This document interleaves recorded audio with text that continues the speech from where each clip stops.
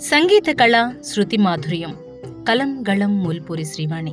భారతీయ సంగీతంలో రాగం తాళం లయతో పాటు శృతి అనే పదానికి అత్యంత విశిష్టమైన స్థానం ఉంది. సంగీతంలో శృతి అనేది ప్రాణం వంటిది.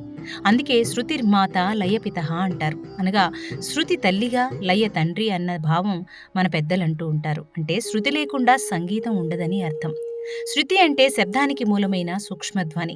మనం చేసే ప్రతి పాటలో పలికే ప్రతి స్వరంలో శృతి అంతర్లీనంగా ఉంటుంది.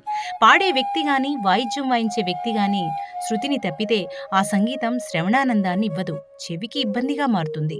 అందుకే శృతి శుద్ధత సంగీత కళ యొక్క మొదటి అర్హతగా భావిస్తారు. మన భారతీయ శాస్త్రీయ సంగీతంలో శృతికి చాలా గొప్ప ప్రాధాన్యం ఉంది.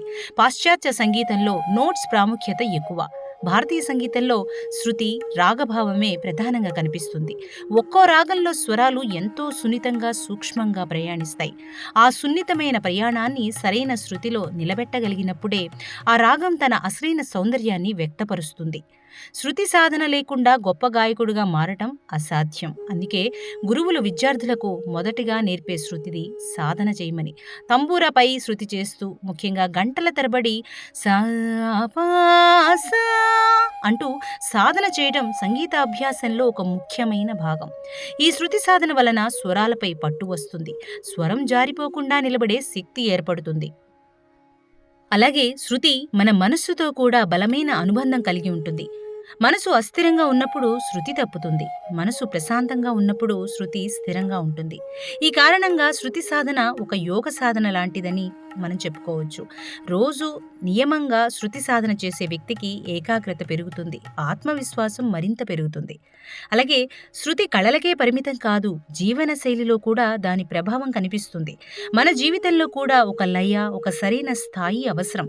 అధికంగా మాట్లాడటం మంచిది కాదు, అలాగే చాలా మౌనంగా ఉండటం కూడా మంచిది కాదు. అన్నిటికీ ఒక శృతి ఉండాలి. ఆ సంతులనమే మన జీవితాన్ని సుందరంగా మలుస్తుంది. అందుకే శృతి అనేది సంగీతానికి మాత్రమే కాదు, జీవనానికి కూడా మౌలిక సూత్రం అని చెప్పుకోవచ్చు. అలాగే మన తెలుగు నేలపై అనేక మంది సంగీత విద్వాంసులు శృతి ప్రాముఖ్యతను మరో స్థాయికి తీసుకువెళ్లారు. బాలమురళీకృష్ణ గారి శృతి శుద్ధత, ఎంఎస్ సుబ్బలక్ష్మి గారి భక్తిగానం ఇవన్నీ శృతి మాధుర్యానికి ఉదాహరణలు.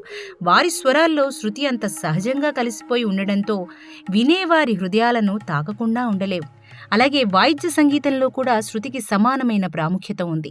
వాయిద్యం శృతి తప్పితే ఎంత గొప్ప కళాకారుడైనా తన ప్రతిభను పూర్తిగా ప్రదర్శించలేడు.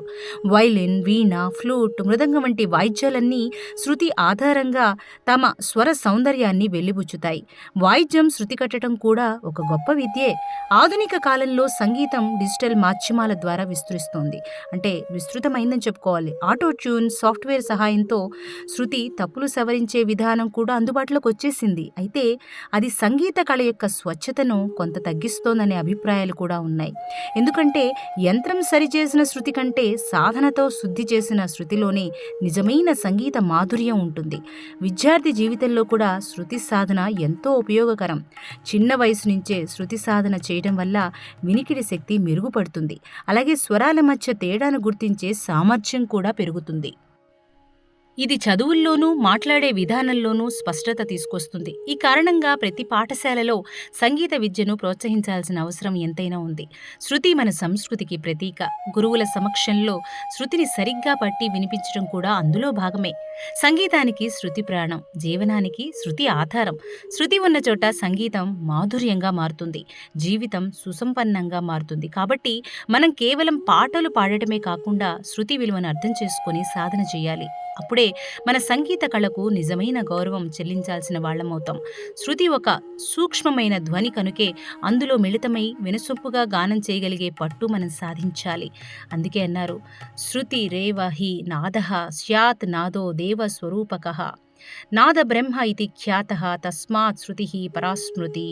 అంటే శృతి నుంచే నాదం ఉద్భవించింది, అలాగే నాదం దైవస్వరూపం. కాబట్టి నాద బ్రహ్మగా ప్రసిద్ధైన సంగీతానికి శృతి అత్యున్నత స్థానమైంది అంటారు.